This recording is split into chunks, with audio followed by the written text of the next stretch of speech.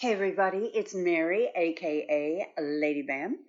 Today we are dropping one of our favorite podcasts. We went to Atlanta, Mina Sharp, my producer, and I went to Atlanta to sit down and talk with the most amazing leader, Stacey Abrams. This all came about because I was drinking coffee on a Saturday morning, and of course, after I did my meditating and prayer, whatever else I do to keep life moving forward, I went on Twitter and saw a tweet. Apparently, having a confab with Laura Roslin was a part of the amazing Stacey Abrams pop culture bucket list. So I jumped on that, and we flew to Atlanta and had a sit down with Stacey. We're presenting it to you today. She was as amazing as she is, as she communicates, as she seems, as she conducts herself in the world. We're excited for you to have it. And we talk about her book, Leading from the Outside. I want you to download the book or go out and buy the book. Whatever you do, you listen to books, you read books. It provides phenomenal insight. How to take your life from where it is to an empowered life, free, verbally free, mentally free, and with a plan to move forward. I think she is one of our great leaders, and it was an honor, an absolute honor to meet her. And I'm thrilled right in the center of my heart to be able to offer it to you. So please enjoy, and we'll get back to you soon with quite a few exciting things coming up, and we'll be posting. Okay, thank you. Pass it on to friends. Share Leader Abrams with the world. She has so much to give us. Okay, bye-bye. Enjoy. Okay, so I am sitting here with Leader Abrams, otherwise known as Stacey Abrams. I feel a little bit, I'm fangirling, and I feel very honored to be here, Stacey. We're in Atlanta, and Stacey has agreed to chat with us a little bit for Lady Bam. I'm a bit overwhelmed, frankly, because since we decided to do this in the last few days, I've immersed myself as fully as you can in 2 days, which is about, a hundredth of the volumes of information on you because of your incredible life. You're very kind. But I will say that one of the things I am tickled about, just absolutely tickled, which is how we actually met, is your love and respect for pop culture. It's just so exciting to meet someone who's interested in changing the world, who's also fully acknowledging pop culture's influence on them. So I want to talk about that a little bit. You can't say you understand people if you don't understand what they read and watch, how they think, how they experience the world. I think in politics it's easy to make believe that everyone thinks the way you do because it helps fuel how you operate. But I've always found that it's much better to actually meet people where they are, and that's often in front of a television or reading a book or in a movie theater. That's fantastic. You mentioned a few people, and we had a really, for those of you who don't know, Stacey and I met on Twitter, which is really the way it all should go now. I want to ask you about Captain Janeway and Dr. Beverly Crusher and how those women, because of what I do, I am so interested in how women that we play fictionally connect with and give strength to or not. Right. People that we then turn around and rely on to make a world that we can live in. It's kind of this wonderful exchange, and I want to hear a little bit about how these women touched you. So you left off President Roslin. And, well, yes, I know it's a little embarrassing to say, how did I influence you, which Stacey is why Abrams? I'm really good at playing this role, so I can tell you that I will add your name and Captain Raider, which I think is an interesting dynamic as well. It's not science fiction, but in my mind, the science fiction is simply a way to tell a story. It's not the only story to tell. Right. For all the Trekkies listening, I absolutely adore and revere Captain Picard, recognize him as the prototypical captain. Yeah. But what I love about Captain Janeway, why I put her in that pantheon, is that she had the most difficult mission of all. Mm-hmm. Her job was to maintain her values while separated from all of the anchors that would make those values real and tangible and supportable. It is easy to make good choices when you are surrounded by people who remind you of those choices, or more importantly, who can help you enforce those choices. Right. What was so novel about her experience was that she was cut off from everything except for the internalization of those values. And even within her own crew, there was a tension about whether those values were good or bad. Right. And in politics, it is very easy to make tough decisions when everyone agrees with you. Right. It is much harder to do so when you are surrounded by those who differ. Right. Dr. Beverly Crusher, there are episodes where she's the most interesting when she bucks the system, when she goes beyond what her values tell her she's supposed to do, and she actually lives them in a way that can conflict with what the rules say. And what I loved about both President Roslin and your role as Sharon Rader, in both of those examples, you had a set of standards that were set, but the circumstances demanded you push back against, not by violating who you are and the core values, but by expressing them in a way that was real and true and actually saved the people you were set to support. Mm-hmm. And the last thing I'll say about this is that why I love Sharon Rader was that when she was introduced as a character, it was in conflict with the protagonist of a show. Mm-hmm. And it is a marvel to me that you were able to imbue that character both with sympathy, but also with a toughness that didn't overshadow. Mm-hmm. And I think as a woman in politics, and particularly as a woman of color, you're often pitted against everyone else because of your difference. Yes. And what was so extraordinary was how you were able to navigate through that role, and through the way you portrayed the role, you created space for difference to exist without it diminishing the femininity or the humanity of either character. And I love the way that works. Thank you.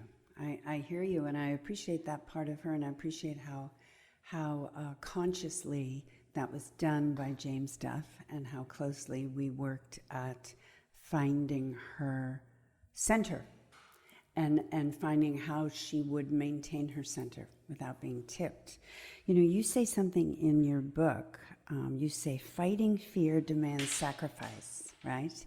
And to me, that spoke to exactly what you're talking about. So if you have the experience that I have as an actress playing these women, so playing Sharon Rader, playing Laura Roslin, even playing the first lady in Independence Day, in the sense of me projecting myself into leadership, what always comes up for me is kind of what you talk about in your book a little bit, is there is a discipline required in maintaining your core against all odds and finding out how to transmute really your core values into something that will allow those in opposition to trust you. Right.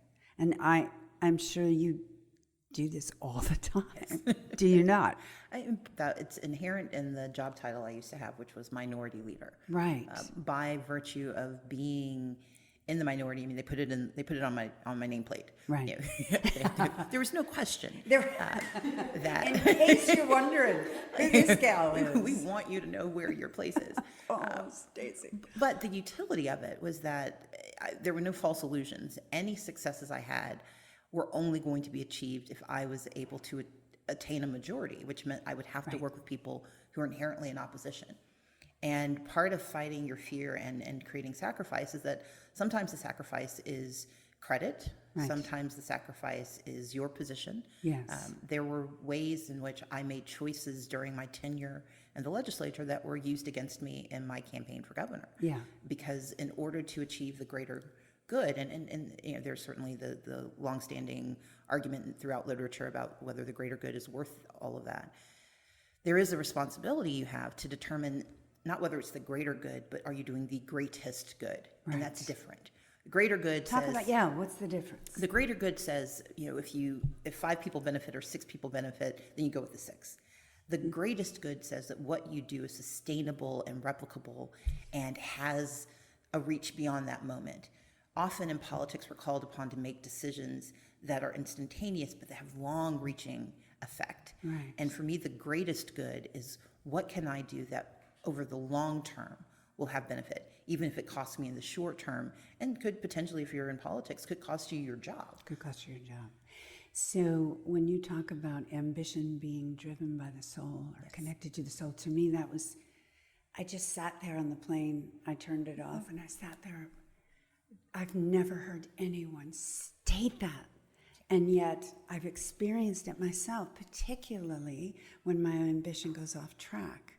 The difference between when I see the long haul, as you're talking about, the long view, and its effect, or the effect that choices I make, even playing a role, could have in the short term and save myself this or that, or that compared to playing a moment or a role or ideas in a role from something in my soul, that makes it last. Yeah, exactly. And it took me a while as an actress to get that, because who talks about the soul? Yeah. So tell me what the soul.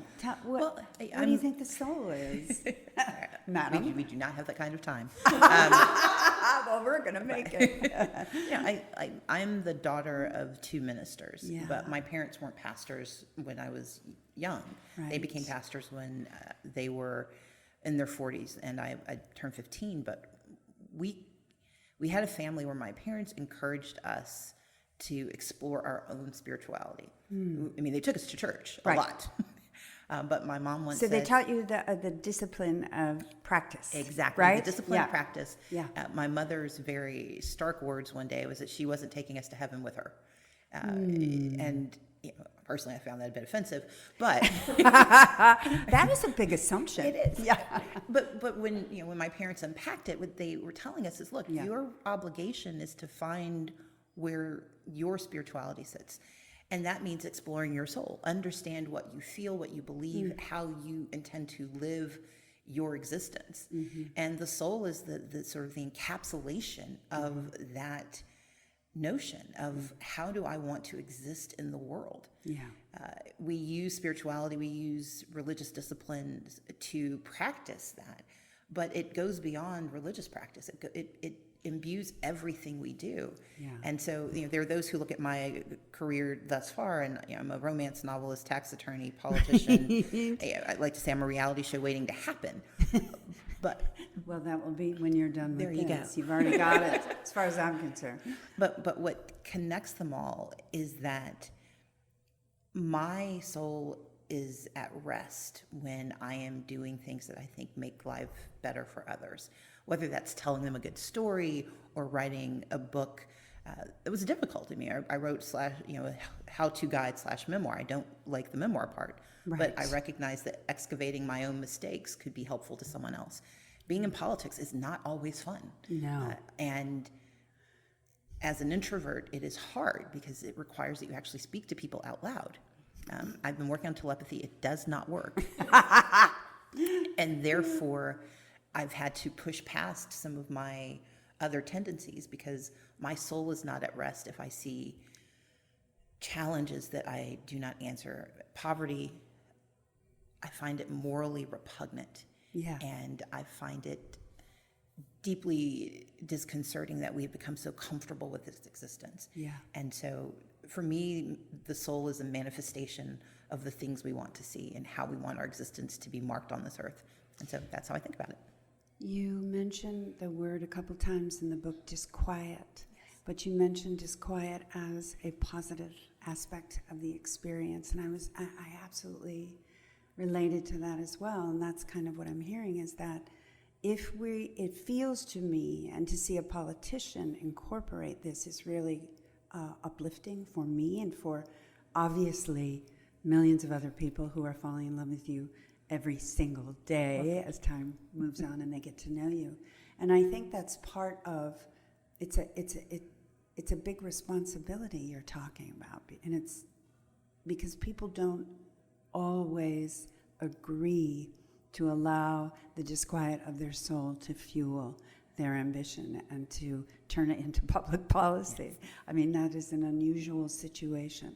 Do you know that that is unusual? Do you see yourself that way, or do you just obviously you're one of the busiest women on the planet, so you probably don't have a lot of time to reflect or look at yourself from the outside, but do you? I would not have characterized it that way. I think about it, my joy comes from doing what I can. Right. And that can sound very Mother Teresa-ish. I'm not. No, and that's not what I'm saying. You don't but seem to be that. but what I do think is that disquiet, that discomfort, that uneasiness, it comes from, I started thinking about the word because of St. Augustine, inquitatum. It's this notion that there's a restlessness. Yeah. And that restlessness cannot be satisfied without action. Right. November 6th was the worst day in my so far political career. It was bad on the 6th. It was worse on the 16th, the day I had to do my non-concession speech. Completely. And there was a sense that I could just stop and move to an island, write books, be done. But when you say there was this sense, would you mean there was an urge? I would, yeah. There was a part of me that just said, I did all the things you were supposed to do. Every metric we set, we hit, we exceeded our goals, and yet the powers that have the ability to deny access worked. Mm-hmm. And if I, given the position and being on the cover of Time, doing all these things, could not overcome it, is it possible? Yes. And part of me desperately wanted to just stop. Absolutely. But the disquiet said, that is an insufficient response. You have to do something. You have to act. And so I've created 3 new organizations that will, in their separate ways, tackle this. The most important of which I think right now is Fair Fight, which is fighting for the right for voters to actually cast their ballots. And this comes back to your question in this way. If it's about me, then it's not enough. Yep. It's about the voters who were told their voices didn't matter. Mm-hmm. And that's where the disquiet gains energy and momentum. Yeah. Exactly. Because if it's just me, fine. I can go sit on the island. Yeah. But I've been granted this privilege by these 1.9 million voters to speak for them, but more importantly, to create a space for their voices to be heard. And if that did not work, my obligation is to make sure it works the next time. How do you feel? Now, fairfight.com is... Fairfightaction.com. Fairfightaction.com. Thank you, darling. Thank you. Is the organization that is housed here in Atlanta, and you are all committed to making sure that this does not happen. How do you feel about the rest of the country? And are there others in the country using fairfightaction.com as a template? Is there, where's that at? So we are approximately 2 months old, heading into 3 months. So everybody already there you is go. copying you, of course. But what I'm excited about is that we have an extraordinary leader, Lauren Grow-Wargo, who is the manager of my campaign, is now the CEO of the organization. I serve as the founder and the chair. We are making an impact. We've been able to drive behavior already. And just this week, we had a congressional hearing here in Georgia to talk about the issues. We've seen national attention focus on voter suppression. And that's an immediate benefit, which is that it is now a conversation. It is now a call to action. Right. I've had moments through the State of the Union rebuttal, through Seth Meyers, through BAM, to talk about these issues, through Lady BAM to talk about these issues. And every time we can speak the words aloud that voter suppression is real, we can incent states across the country and citizens across the country to take up their call to arms that we will not let this happen. Right. I think looking at you and looking at what happened to you, what happened to Hillary, right? So here we are. We're heading into this next moment. We could spend hours talking about that, but there's something about women entering this situation, and thank goodness we're seeing a lot. That's exciting and wonderful. But I'm really starting to notice the different energy that the feminine is bringing to the table.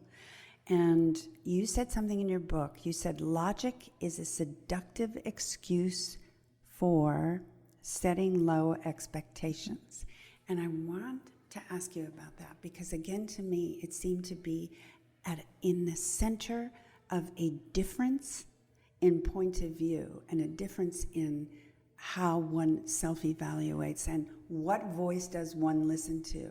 So when you decided to create fairfightaction.com as a response to loss, is that part of not necessarily listening to logic?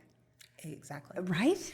So the logic of politics tells you that when you are not successful, you are supposed to gracefully acknowledge the superiority of your opponent. You are to preserve the integrity of the process by ignoring any irregularities, and you should go quietly into that good night until summoned back. So logic tells you that to preserve your opportunities, you need to concede and be quiet. Yes. And that means you expect people to not want more from you. So the low expectations in that space would have been that it is an easier thing to accomplish my future goals by accepting and following the rules. Right. And it's seductive because you don't want to lose out.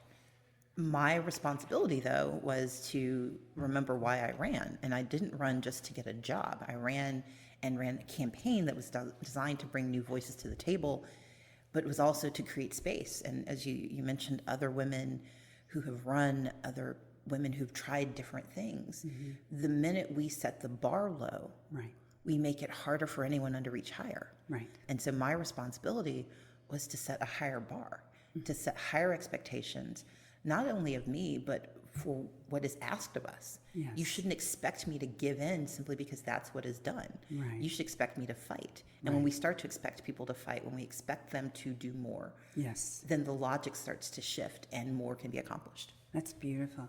It really is beautiful.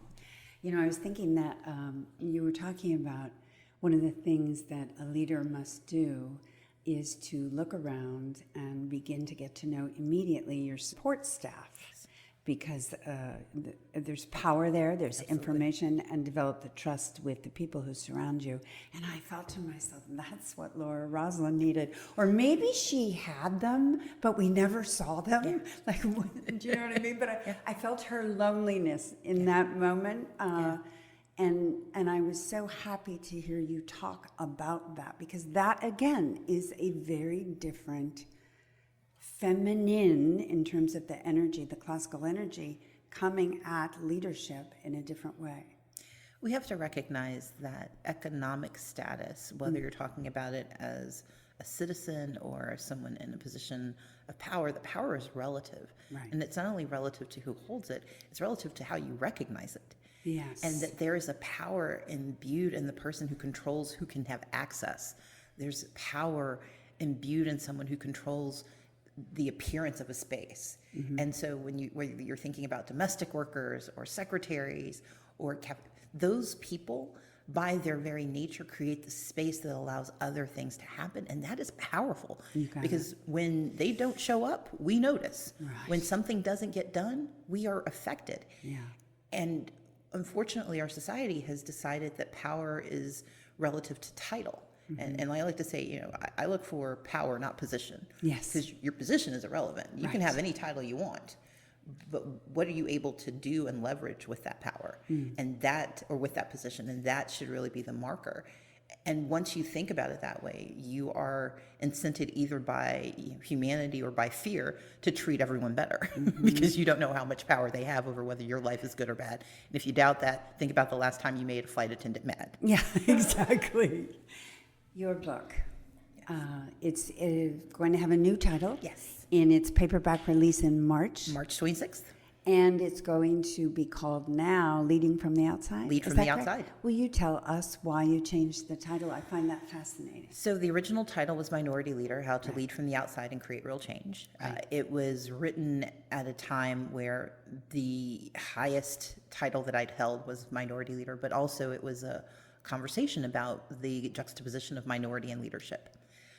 What I want now, though, given the new opportunities I've had, is for people to be able to see themselves in the book regardless. And it is, I think, a good thing for people to understand that you may be on the outside. Some people don't characterize themselves as minority, and that's okay. Right. You may not characterize yourself that way, but you may be You that. may be that. You may be that. That's exactly right. But my responsibility is accessibility, and we Yes. believe the new title is more accessible, and it sends a broader signal to those I want to reach, which is that no matter why you're on the outside, that doesn't exempt you from the obligation and opportunity for leadership. And so come on in, we'll tell you how to do it. I think it's phenomenal. I really do. I think the book is beautiful. I think listeners out there that you'll eat this book up like an ice cream sundae, because it speaks continually to empowerment in a way that I have not heard yet anyone break down as specifically and targeted without losing the soul, the emotions, and with an honesty about failure and success that redefines those terms for people. And I really feel it's important for millennials. Yes. Because I think millennials are outsiders, frankly. And there is no longer that American dream that we had, I certainly had ahead of me as an idea even. So I think it's a very important thing you're writing, or did write, and I'm glad you're re-releasing it. Is there anything, Stacey, that you could tell me, because I know we're almost at our end here, is there anything you hope for that's beyond your service that you could share with us? Because your service is extraordinary, and we're lining up. But you, the woman, share so much of yourself in your service, in your writing, in your novels, in your love of pop culture, in your acknowledgement of so many things in the world. And I end up feeling so much love for you, and I know so many people do. You create love, and I'm wondering if there's anything that you think about, but I also want to do that. Do you have a dream that's beyond this moment, or beyond your dream for the rest of us? I would answer it this way. Part of my joy, I don't normally characterize my life in those terms, but if I were to think about it aloud. I'm like that. I get everybody talking about joy and hearts. Yeah. Those who know me well. Not the phrasing I would normally use, but my greatest satisfaction comes from the fact that I do most of the things I want to do. I don't segregate my love of pop culture from my challenges and my goals for political office or from the businesses that I start. I do not see these as separate parts of who I am. Yes. I see them as the whole. Right. In the book, I talk about work-life Jenga, because work-life balance is a myth. It's actually a blatant lie, but myth sounds nicer. But part of what I say is that my capacity to do the things I want to do comes from the fact that I know I'm only limited by my imagination and sometimes by resources. So let me not be disingenuous, but that I can try all of these things. Probably the one area of my life where I've been most neglectful and am trying to work on it is it's my person. Like I want to be healthier. I have not spent a lot of time in cultivating my personal, romantic relationships. I write really good stories, but I've done a very poor job of living them myself. Well, you're very honest about that, which is a gift to us. Thank you. Yeah. So, I don't know who's listening, but if you know the guy that I should be meeting, please send him my way, because apparently he hasn't knocked on my door yet. But it is. Yeah. I mean, for me, the next set of goals is to really work on who I am. If I could talk to myself from years back, it would be prioritize as much of my, make sure I'm as healthy as I can be and as personally happy as I could be. I would not say that I didn't do it because of the work. I would say I didn't prioritize as much as I did the work. Totally. And that's different, because there are those who would say, oh, because you were doing all these other. No, I just didn't do it. Yeah. And I want to do better, and because I plan to be here a long time, and I'd like to do it with somebody too. Well, we're putting the word out. Thank you. I'm so excited now. I have President a mission. Roslin's going to find me a husband. President Roslin. President Roslin knows a lot of men, many of whom are very afraid of her, Yes. and some of who are incredibly interesting and handsome. And I'm going to have a little talk with them about you. Well, I thank you for this time. Mary McDonnell. So beyond Laura Roslin, beyond Sharon Rader, beyond the extraordinary women you have portrayed, thank you for what you do in sharing your story and your voice and creating space for women like me to tell our stories too.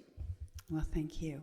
It is my honor to be here, and I can't wait till we can do it again, honestly. This is just, to me, feels like the tip of the iceberg in terms of what we can possibly create for women. So thank you. Thank you. Thank you. And Mina, thank you. Thank you, Mina.